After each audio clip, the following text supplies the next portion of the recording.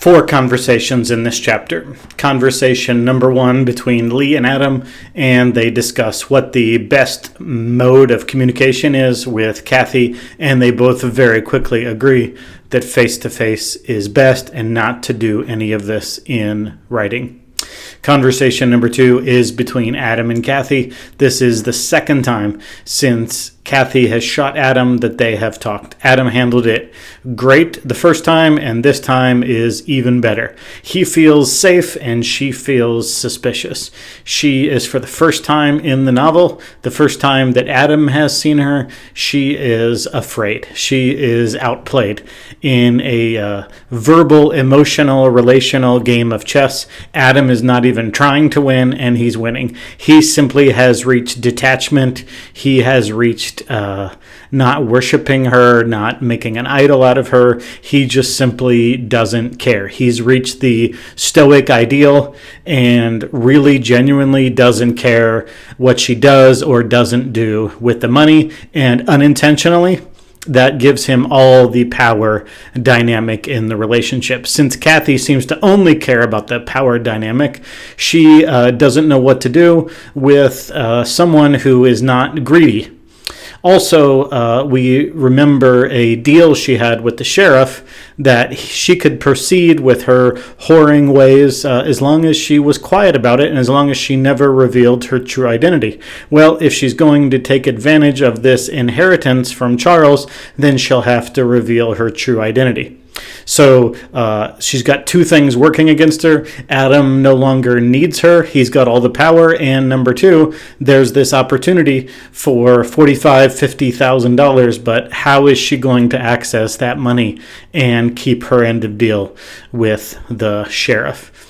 Adam not only feels that the tide has changed, he actually intellectually can put his finger on it as he physically towers above her, almost a symbol of what's happening in the relationship. And he finally puts his finger on it, and that is that Kathy doesn't have a problem with evil. She has a problem with good. She can see everyone's weaknesses, all of her clients. She can see how they're pigs and they're disgusting, but she can't see that they're stamped in the divine image, that they have a goodness, a dignity, and a destiny. They were made beautifully, and they have a purpose for their lives, and she can't see any of that. In fact, she can not only not see it, but she ascribes a foolishness to the people who can see it. So it's not a question of Adam having a conscience and seeing people not as objects, but as subjects.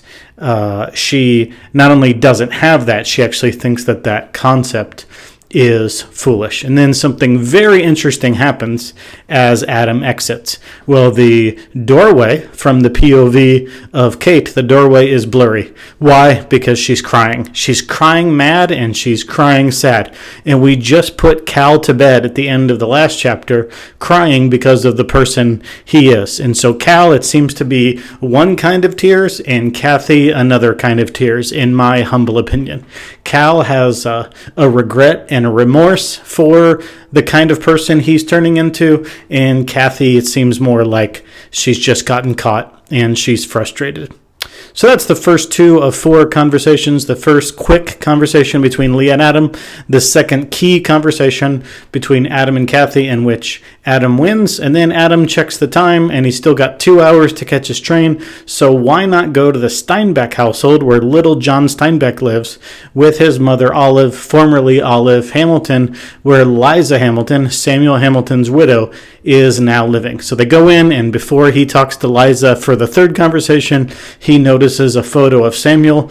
It's an image of Samuel, but it doesn't capture the character of Samuel. There's not the brightness that is due the character of Samuel. So he goes in and he talks to Liza. She will not engage in any conversation about her dead husband, probably too hard for her, but they are allowed to talk about the kids, two kids in particular, Desi and Tom.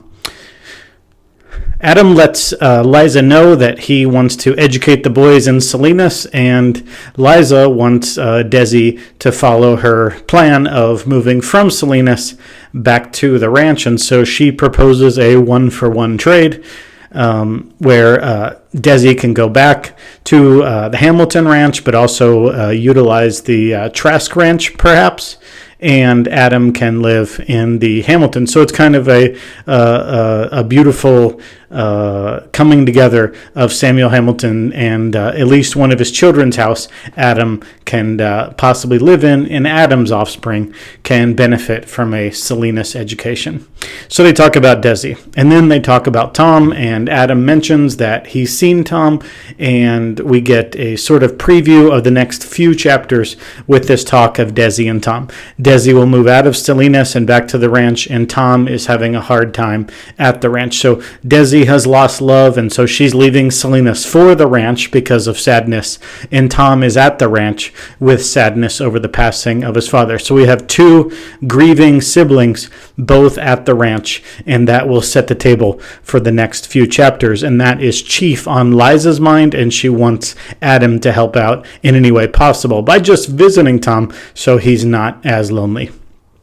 So in just a few hours, Adam has talked to Adam first, then his wife, Kathy, then his best friend, perhaps, widow, and now he exits to get a bite to eat before jumping on the train. And who does he run into but Will Hamilton? And the more I reread East of Eden, the less I like Will Hamilton. Will Hamilton never has a positive word to say about anyone except his mother, and the virtue he ascribes to his mother is not even that great. He always has to in other words, he has to tear down his father in order to compliment his mother and say she's a solid woman with what a waste of money father I had. And so Will takes a shot at everyone, calls his brother Tom a mopey baby for mourning the loss of their father, and calls Desi an idiot because your status and worth in life is determined by where you live. How dare she move from Salinas back to the ranch? And then he says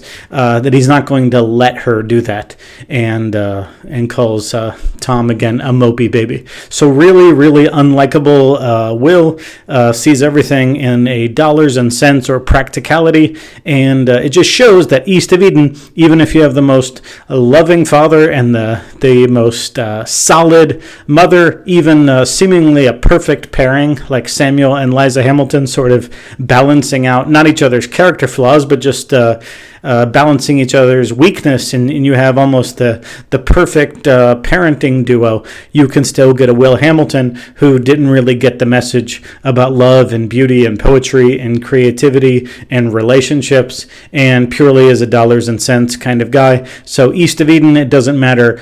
You can have the good DNA and good parenting, and you could still end up a stick-in-the-mud capitalist narcissist pig like Will Hamilton. Maybe Will will change, or maybe he will continue to embody sort of the downside of the Hamilton household. Anyway, I think if this story sort of starts to close the book on Adam and Kathy, that Adam has a new way of dealing with her, but it also looks forward to two particular Hamiltons, Desi and Tom, down on the ranch.